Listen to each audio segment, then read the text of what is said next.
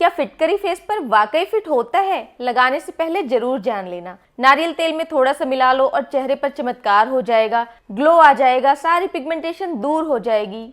ये तो आपने जरूर सुना होगा, लेकिन क्या आपको पता है सही तरीके से इस्तेमाल ना करने से फायदे की जगह इसके भारी नुकसान हो सकते हैं। आपकी त्वचा हमेशा के लिए डैमेज हो सकती है। इसीलिए आज की इस वीडियो में मैं आपको फिटकरी के गुण, उसे उपयोग करने का सही तरीका और सही तरीके से उपयोग ना करने पर हो सकने वाले नुकसान के बारे में भी जानकारी दूंगी। Thanks to all beautiful eyes watching my channel. मैं डॉक्टर वंदना स्वागत करती हूँ आपका मेरे अपने चैनल में, जिसका नाम है डॉक्टर वंदनाज आयु लैब। तो आज हम बात कर रहे हैं फिटकरी यानी कि एलम की, जिसे आयुर्वेद में स्फटिका कहा जाता है। तो इसका इस्तेमाल कई तरीके से किया जाता है, जैसे कि पानी साफ करने के लिए भी इसका इस्तेमाल किया जाता है, या फिर आफ्टर शेव इसको चेहरे पर लगाया जाता है, जिससे कि जो माइनर कट्स होते हैं उनसे जो ब्लीडिंग हो रही होती है वो रुक जाती है, या फिर स्किन केयर में भी इसका इस्तेमाल सदियों से होता चला आ रहा है। तो सबसे पहले बात करते हैं कि फिटकरी जो है उसको हम किन किन फॉर्म में इस्तेमाल करते हैं। तो सबसे पहले तो एक क्रिस्टल फॉर्म में आता है, वो आप सबने देख रखा होगा। उसको हम डायरेक्टली फेस को गीला करके फेस पे लगा लेते हैं, या फिर उसको पानी में गीला करके रब करके इस्तेमाल करते हैं। दूसरा, कई बार उसको हम कूट के उसका पाउडर बना लेते हैं। दूसरा क्या होता है, बर्न्ट एलम, यानी उसको ओपन फायर में जलाया जाता है और जला के बर्न्ट एलम बनाया जाता है। तीसरा होता है स्फटिका भस्म, जो कि एक आयुर्वेदिक मेडिसिन है। इसमें क्या है कि एलम का प्योरिफिकेशन किया जाता है, तो जो उसकी अशुद्धियाँ होती हैं वो निकल जाती हैं और हमें प्योर और काफ़ी पोटेंट एलम प्राप्त होता है, जिसको हम स्फटिका भस्म कहते हैं। तीनों की अलग अलग विशेषताएं हैं और तीनों का अलग अलग जगह अलग अलग तरीके से उपयोग किया जाता है। तो सबसे पहले बात करते हैं कि जो नॉर्मल क्रिस्टल फॉर्म में आता है उसका तो ज़्यादातर सभी घरों में इस्तेमाल होता है। जैसे पानी साफ़ करने के लिए भी क्रिस्टल का ही इस्तेमाल होता है, या फिर आफ्टर सेव भी हम उसी का इस्तेमाल करते हैं। ये जो फिटकरी होती है इसका नेचर एस्ट्रिंजेंट होता है, इसके कारण ये टिश्यूज़ को संकुचित करता है, कॉन्ट्रैक्ट करता है, जिसके कारण जब हम आफ्टर शेव लगाते हैं तो ब्लीडिंग रुक जाती है। ये पोर्स को भी इसी कारण टाइट करने का काम करता है। एंटीसेप्टिक गुण भी होते हैं इसमें, इसीलिए ये इन्फेक्शन को भी प्रिवेंट करने का काम करता है। इसीलिए आपने देखा होगा कुछ लोगों को एक्ने की प्रॉब्लम होती है और वो फेस पर फिटकरी लगाते हैं तो उन्हें उससे आराम मिल जाता है। अब जो ये एलम है क्रिस्टल, इसको हम कूट के जो पाउडर बना लेते हैं उसका इस्तेमाल हम ज़्यादातर स्किन केयर में करते हैं। लेकिन जो बर्न्ट एलम होता है, यानी इसी पाउडर को, कुटे हुए पाउडर को जब हम ओपन फायर पर जलाते हैं और उसके बाद जो हमें प्राप्त होता है वो ज़्यादा लाइट होता है, मतलब फेस पे कम हार्श होता है और उसके गुण भी ज़्यादा बढ़ जाते हैं।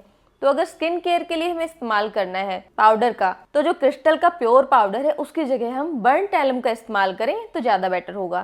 तो इसका इस्तेमाल हम ज़्यादातर पिगमेंटेशन हटाने के लिए करते हैं, चेहरे के दाग धब्बों को हटाने के लिए स्किन केयर में इसका इस्तेमाल किया जाता है। अब तीसरे नंबर पर बात करेंगे स्फटिका भस्म की, जो कि आयुर्वेदिक मेडिसिन है।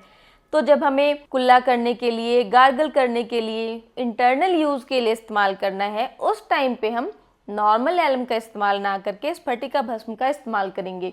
हालांकि जब आप कुल्ला करने के लिए, गार्गल करने के लिए इस्तेमाल करते हैं तो आपको सारा कुल्ला करने के बाद, गार्गल करने के बाद थूक देना होता है। अगर आपको इंटरनल यूज़ के लिए यानी खाने के लिए इस्तेमाल करना है तो आप बिना आयुर्वेदिक डॉक्टर की सलाह के इसका इस्तेमाल नहीं कर सकते, क्योंकि इससे पॉइजनिंग भी हो सकती है। इस बात का आपको ध्यान रखना होगा।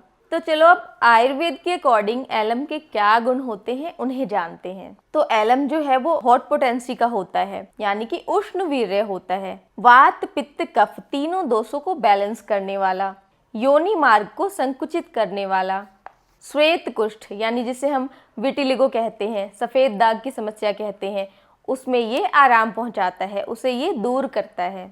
व्रण यानी कि घाव को ठीक करने वाला, और जिनको स्किन के अंदर खुजली की समस्या है उसमें भी ये आराम पहुंचाता है।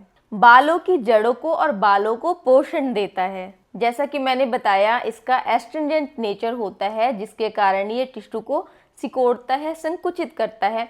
ऐसे ही ये खून की जो नलियां होती हैं, पतली पतली सी जो वेन्स होती हैं, उनको भी कॉन्स्ट्रिक्ट करता है, जिसके कारण ये ब्लीडिंग को भी रोकता है। मुख रोग यानी जो हमारे ओरल कैविटी, मुंह के जो रोग हैं, उसके अंदर इसका उपयोग बताया गया है। ये मसूड़ों को भी स्वस्थ करता है और दांतों के लिए भी अच्छा होता है। तो आयुर्वेद के अलावा अगर इसके बाकी बेनिफिट्स की बात करें तो हम सभी को पता है कि ये एंटीसेप्टिक गुण रखता है और स्किन के लिए बेनिफिशियल है, मतलब ब्राइटनिंग इफेक्ट करता है, पोर्स को टाइट करता है, स्किन को टाइट करने का काम करता है। इसीलिए काफी लोग इसे anti ageing skin care routine में भी इस्तेमाल करते हैं। जिन लोगों को बहुत ज़्यादा पसीना आता है उनके लिए भी ये बेनिफिशियल है। अगर नहाने के बाद जो इसका एलम का क्रिस्टल होता है, इसको गीले अंडरआर्म में थोड़ा सा लगाएं तो पसीने की समस्या में बहुत ज़्यादा फायदा मिलता है। तो आप तो ये हर जगह सुन ही चुके हैं कि स्किन के लिए अच्छा है, एक्ने हटाता है, पिगमेंटेशन हटाता है, लेकिन ये काम कैसे करता है, कभी आपने ये सोचा? क्योंकि कोई भी चीज़ हम स्किन पे लगा रहे हैं तो हमें उसका मोड ऑफ एक्शन पता होना चाहिए कि वो किस तरीके से काम करता है। क्या फिटकरी डायरेक्टली हमारे मेलानिन प्रोडक्शन को रिड्यूस कर देता है जिससे कि पिगमेंटेशन कम हो जाती है, या फिर इसके काम करने का कोई और तरीका है? तो जो फिटकरी है वो अपने एस्ट्रिंजेंट नेचर के कारण ऑयल को रिड्यूस करता है, पोर्स को टाइट करता है, साथ ही साथ ये क्या करता है, अपने इसी नेचर के कारण माइल्ड एक्सफोलिएशन का काम करता है। जी हाँ, इसी एक्सफोलिएशन नेचर के कारण जब आप अपनी स्किन पर लगाते हो तो आपको लगता है कि आपकी पिगमेंटेशन लाइट हो रही है, क्योंकि जितनी भी सुपरफिशियल स्किन लेयर की जो डेड सेल्स हैं, डार्क सेल्स हैं, उनको क्या करता है, ये एक्सफोलिएट करके हटाता है। और अपने एंटीसेप्टिक, एंटीबैक्टीरियल गुणों के कारण अगर किसी को पोस्ट इन्फ्लामेटरी हाइपरपिगमेंटेशन है उसमें ये फायदा पहुंचा सकता है। लेकिन क्या ये पिगमेंटेशन को पूरी तरीके से ठीक कर देगा? बात तो यहीं पर आती है। नहीं, फिटकरी पिगमेंटेशन का पूरी तरीके से इलाज नहीं कर सकता। क्यों नहीं कर सकता? क्योंकि ये सिर्फ माइल्ड एक्सफोलिएशन करता है, यानी आपकी त्वचा की ऊपरी परत को हटा देता है।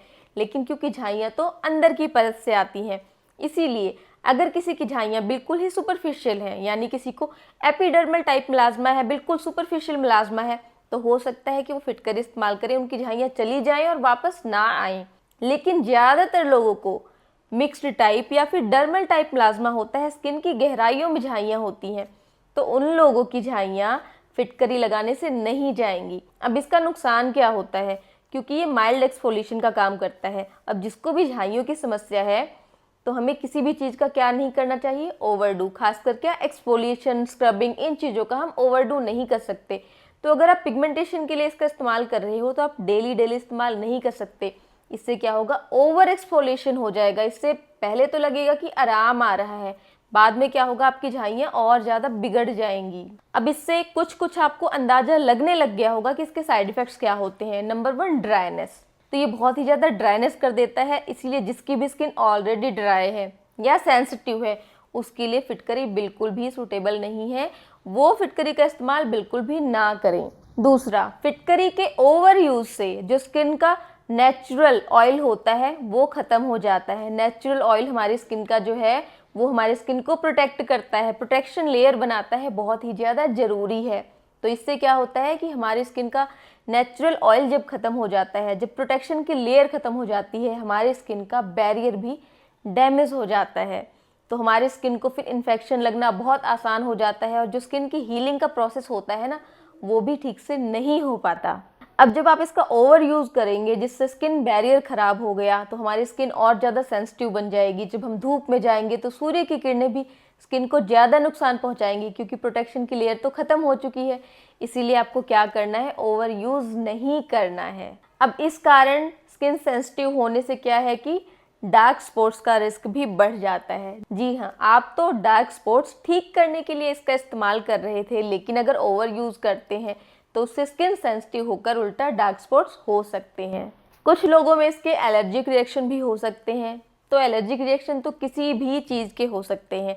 ऐसा नहीं है कि आप नेचुरल चीज़ इस्तेमाल कर रहे हो, DIY इस्तेमाल कर रहे हो तो आपको एलर्जिक रिएक्शन नहीं हो सकते। इसीलिए मेरी सलाह है, कुछ भी इस्तेमाल करने से पहले पैच टेस्ट जरूर करके देखें। अब फिटकरी का सही उपयोग क्या है वो बताने से पहले मैं आपको कुछ रियल स्टोरीज बताना चाहूँगी। मैं 2 ऐसे लोगों को जानती हूँ जो कि मेरी ऑडियंस में से ही हैं, जिन्होंने मुझे मैसेज करके बताया है कि फिटकरी लगाने से किस तरीके से उनकी स्किन खराब हो गई। इसीलिए फिटकरी पे वीडियो बनाना बहुत ज़्यादा ज़रूरी हो गया था। मेरी एक वीडियो पर एक कमेंट आया था कि मैम कुमकुमादी ऑयल लगाने से पूरा फेस खराब हो गया, अब क्या होगा। तो इसके बाद मैंने उन्हें रिप्लाई किया था कि आप इंस्टाग्राम पर मुझसे बात करें। अब बात करने के बाद पता चला कि फेस खराब होने का तो कुछ और ही कारण था। सबसे पहले तो उन्होंने हाइड्रोक्विनोन वाली क्रीम इस्तेमाल की थी, जो कि उन्हें किसी डॉक्टर ने ही दी थी। वो क्रीम जब इस्तेमाल कर रही थी तो इस्तेमाल करने के कुछ दिनों बाद उन्हें किसी ने ये कहा कि अरे ये वाली क्रीम मत लगाओ, ये तो फेस को ख़राब कर देगी।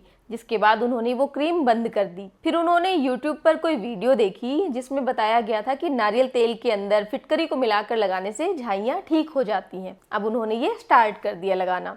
तो उन्होंने क्या किया, 15-20 दिन तक वो इस तरीके से लगाती रही, और जब उन्होंने लगाना स्टार्ट किया ना, 2-3 बार लगाया, तो 2-3 बार में ही उनको लगा कि यार कुछ ग्लो आ रहा है इससे तो फिटकरी से।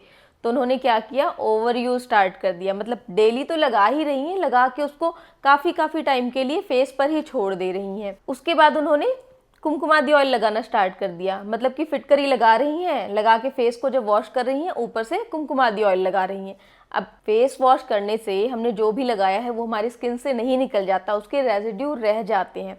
मतलब कि फिटकरी लगाई, फेस वॉश कर लिया पानी से, रेजिड्यू रह गए फिटकरी के, अब कुमकुमादी ऑयल लिया, उससे मसाज किया, उससे क्या हुआ, वो फिटकरी के जो पार्टिकल्स हैं वो स्किन के अंदर और ज़्यादा पेनिट्रेट कर रहे हैं। कुछ टाइम बाद उनका पूरा का पूरा जो फेस है बिल्कुल ही ब्लैक हो गया। स्किन उनकी बुरी तरीके से ड्राई हो गई, रेड हो गई। जब ये बात पता चली तो मैंने उन्हें तुरंत ही फिटकरी लगाना बंद करने के लिए कहा। मैंने उन्हें ये कहा कि जहाँ तक है आपका जो फेस काला पड़ रहा है वो कुमकुमादी ऑयल से नहीं बल्कि फिटकरी से काला पड़ रहा है। आप ऐसा करें कि कुमकुमादी ऑयल को आप हाथों पर लगाना स्टार्ट कर दें और मुझे बताएं कि आपको वाकई कोई रिएक्शन हो रहा है। उन्होंने 10-15 दिन हाथों पर लगाया और मुझे कहा कि मेरे हाथों पर जो सनस्पॉट्स थे वो काफ़ी लाइट हो गए हैं, यानी कुमकुमादी ऑयल काम तो अच्छा कर रहा है। मतलब उनकी स्किन पर जो भी डैमेज हुआ था वो फिटकरी की वजह से हुआ था। अब फिटकरी की वजह से डैमेज क्यों हुआ, क्योंकि उन्होंने वीडियो देखा, वीडियो में बताया गया था कि 10 मिनट लगाकर रखना है, लेकिन उन्होंने क्या किया, काफ़ी देर उसको लगाकर छोड़ दिया। पहली बात वो नहीं करनी चाहिए थी। दूसरी बात, वीडियो जो उन्होंने देखी उसमें ये नहीं बताया गया कि ड्राई स्किन पर इसका इस्तेमाल नहीं करना। तीसरी बात, उन्हें ये भी नहीं समझ में आया कि डेली इस्तेमाल करना है या वीक में कितनी बार इस्तेमाल करना है। इसके अलावा एक और पर्सन से मेरी इंस्टाग्राम पर बात हुई है, तो उन्होंने भी फिटकरी का इस्तेमाल किया था, जिसके बाद उनकी जो स्किन है वो पूरी काली पड़ गई और वो कहते हैं कि चमड़े जैसी हो गई है स्किन बिल्कुल ही। फिलहाल वो घी लगा रहे हैं लेकिन इतनी जल्दी इंप्रूवमेंट नहीं आ रही है। तो देखिए, ये बातें मैं आपको दूसरों के एक्सपीरियंस से बता रही हूँ, क्योंकि लाइफ इतनी छोटी है कि हर बार खुद की ही गलती से सीखने का मौका नहीं होता। कई बार हम दूसरे की गलती से भी सीख सकते हैं। तो मैं ये बिल्कुल भी नहीं कहती कि जो फिटकरी है वो स्किन केयर में आप यूज़ नहीं कर सकते या बहुत ख़राब है। बात यह है कि ये काफ़ी स्ट्रॉन्ग चीज़ है, तो आपको काफ़ी सावधानी से यूज़ करनी है, आप मनमानी तरीके से यूज़ नहीं कर सकते। तो चलो अब बात करते हैं कि फिटकरी का इस्तेमाल सही तरीके से कैसे किया जाए जिससे इसके फ़ायदे आपको मिले, नुकसान आपको ना मिले। नंबर 1, हमेशा आपको पैच टेस्ट करना है। अगर कोई चीज़ ज़्यादा स्ट्रॉन्ग है तो मैं आपको रिकमेंड करूंगी कि आप कई दिन उसका पैच टेस्ट करो, 3 से 5 दिन 7 दिन आप उसका पैच टेस्ट करो, क्योंकि कई बार ना 1 बार 2 बार लगाने पर हमें चीज़ दिक्कत नहीं देती है, लेकिन बार बार लगाने से हमें उससे प्रॉब्लम हो जाती है। दूसरा, जब भी आप अप्लाई करते हो 10 मिनट से ज़्यादा फेस पर नहीं रखना है। जिनकी भी फिटकरी लगाकर स्किन खराब हुई है, मोस्टली सब में हिस्ट्री होती है कि काफ़ी लंबे टाइम तक वो लगाकर छोड़ देते हैं। तो 10 मिनट से ज़्यादा के लिए आपको फिटकरी फेस पर बिल्कुल भी नहीं रखनी। अब बात करते हैं कि इसे हफ्ते में कितने दिन लगाएं। तो जिनकी ऑयली स्किन है वो वीक में 2 से 3 बार इसका इस्तेमाल कर सकते हैं, उससे ज़्यादा इस्तेमाल नहीं करना है। जिनकी ड्राई और सेंसिटिव स्किन है, बेटर तो यही होगा कि वो फिटकरी का इस्तेमाल ना करें, क्योंकि वो आपकी स्किन को फर्दर ड्राई आउट कर देगी। फिर भी अगर ड्राई स्किन वाले फिटकरी का इस्तेमाल करना चाहते हैं तो हफ्ते में 1 बार से ज़्यादा आपको इसका इस्तेमाल नहीं करना है। अगर किसी को भी फिटकरी से एलर्जिक रिएक्शन है तो उसे भी इसका इस्तेमाल नहीं करना।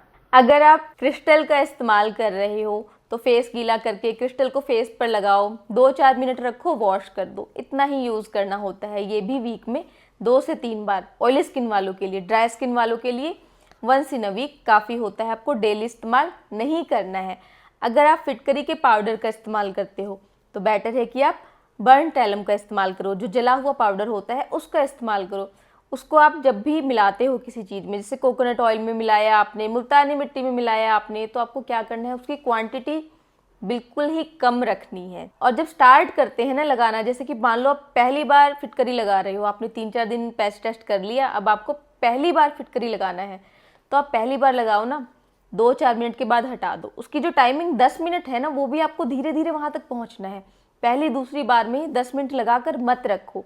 इससे क्या होगा, अगर आपको सूट नहीं कर रही है, अगर आपको साइड इफेक्ट आ रहे हैं, आपको पता चल जाएगा, आपको टाइम मिलेगा वो पहचानने का, लेकिन आप पहली बार 10 मिनट के लिए लगाकर ना रखें। होपफुली आज की वीडियो इन्फॉर्मेटिव लगी होगी, आपके काम की साबित होगी। अगर फिटकरी को लेकर कोई भी क्वेरी है तो कमेंट में जरूर पूछें। वीडियो अच्छी लगी हो तो लाइक कर दें। ऐसी ही और वीडियोस के लिए subscribe to my channel. Stay healthy and keep glowing.